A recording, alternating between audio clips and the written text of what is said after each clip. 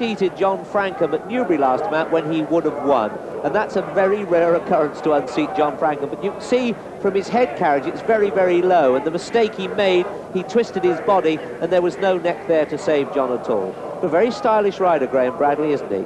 I think you're going to hear a lot more of him, although certainly he's missed a few of those very good chasers of the Dickinson's. Brigorn, for instance, who was his Gold Cup winner. He's doing very well this season, and he is here to stay.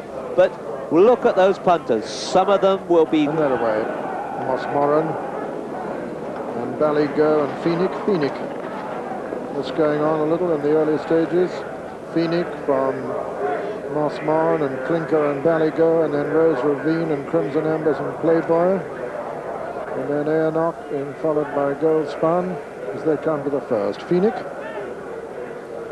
lands in the lead from Clinker the Grey, and then Ballygo and Mossmoran and Rose Ravine, and then Playboy and Crimson Embers, Airnock, Gold Spun, Churchwarden, Vivac is next, and looking to the rear of the field, it is Ted Walsh on another shot.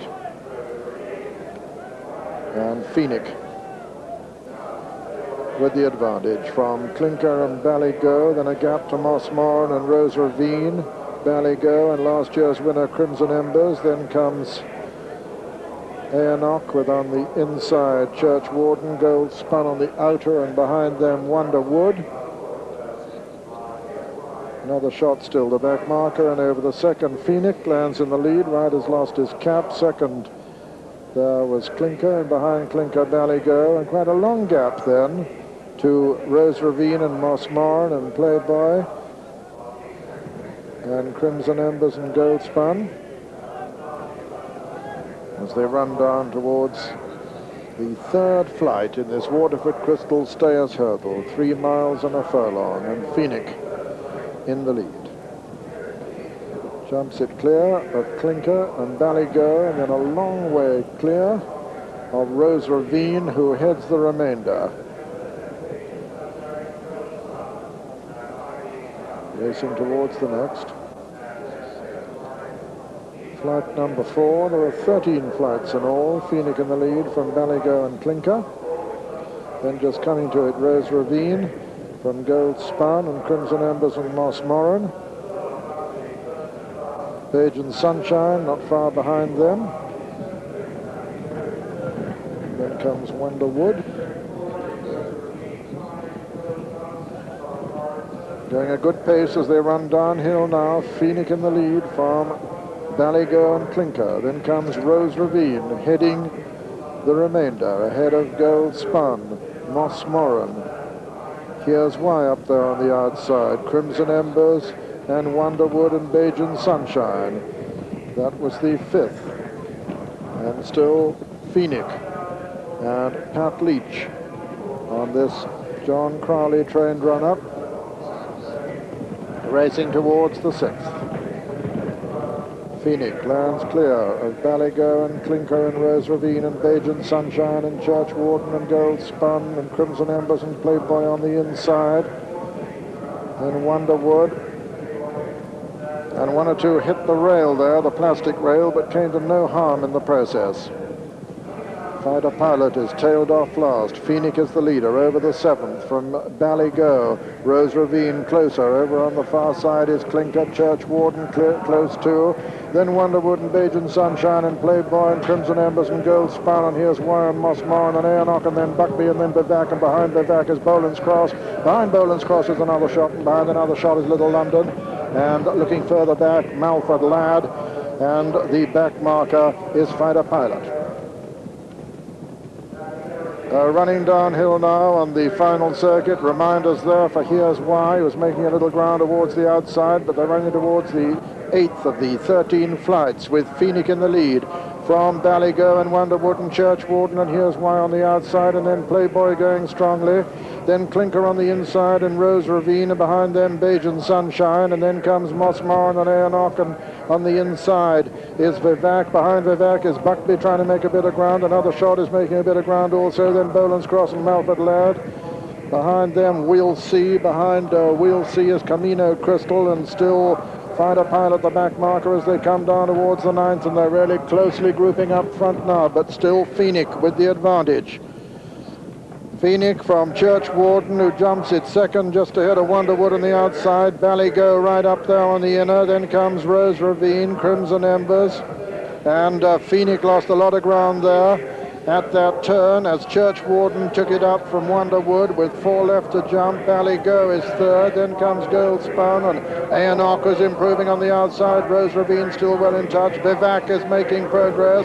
Wonderwood jumped that better of the leaders. Aonok has now gone second, and it's Wonderwood from Aonok as they race to the top of the hill. Rose Ravine is now in third. Boland's Cross is making ground towards his outside. Bajan's Sunshine is just on the heels of the leaders with Gold Spun also.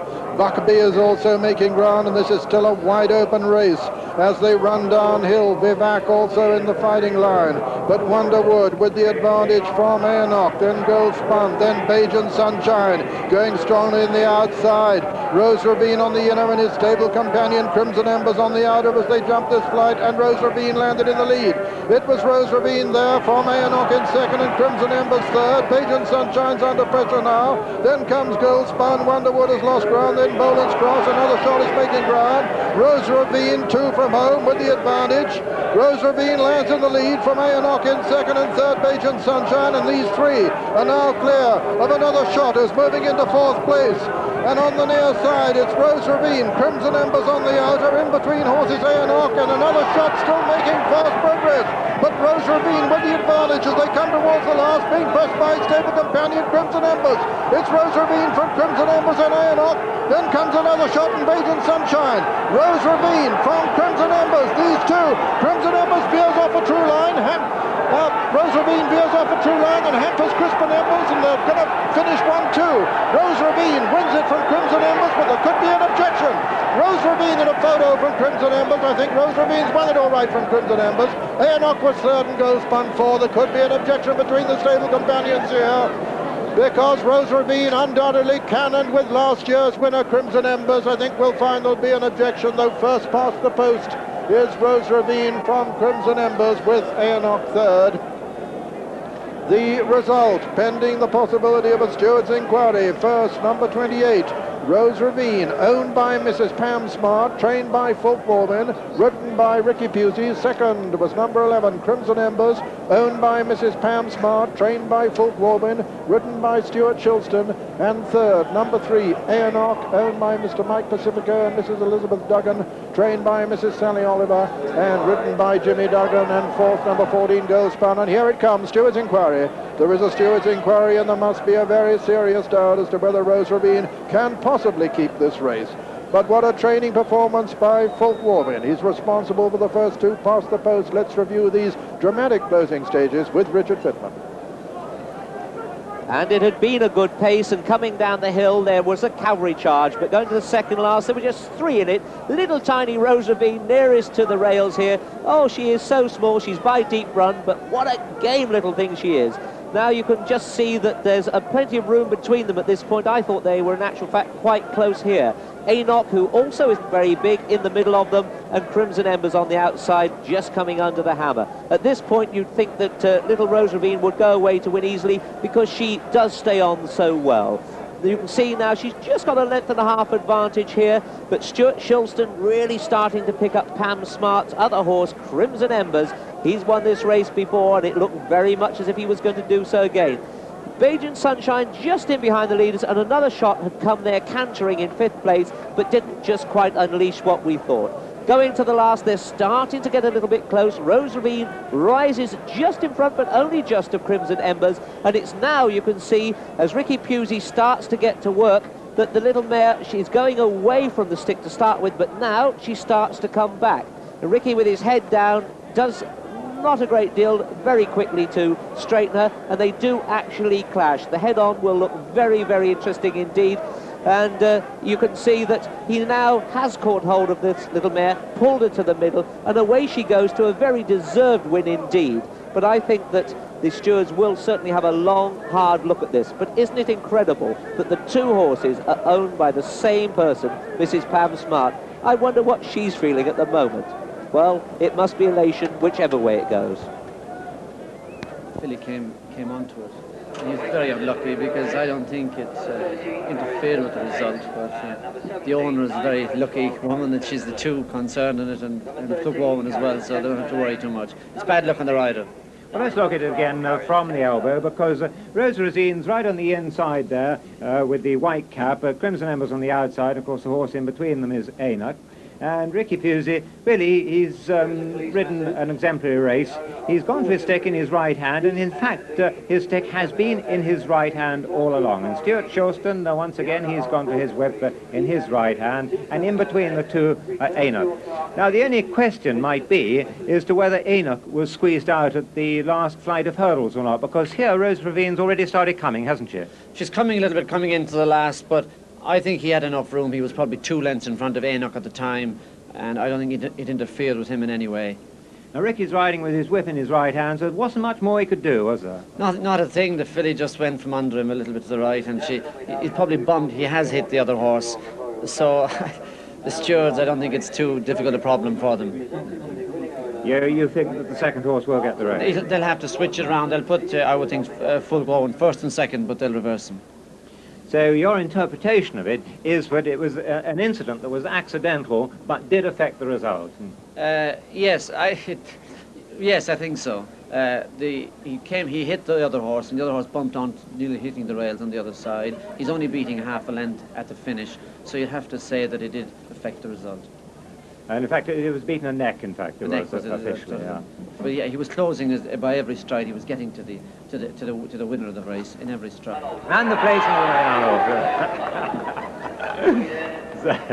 So let's, in fact, look at the confirmation of the result. There's Mrs. Pam Smart, in fact, and being congratulated by Kath Walwyn there. And I think everyone's got to be pleased about that, because Ricky Pusey, of course, is his first winner at the Cheltenham Festival meeting, and nobody likes a disqualification, and particularly when the horse started favourite, which it did.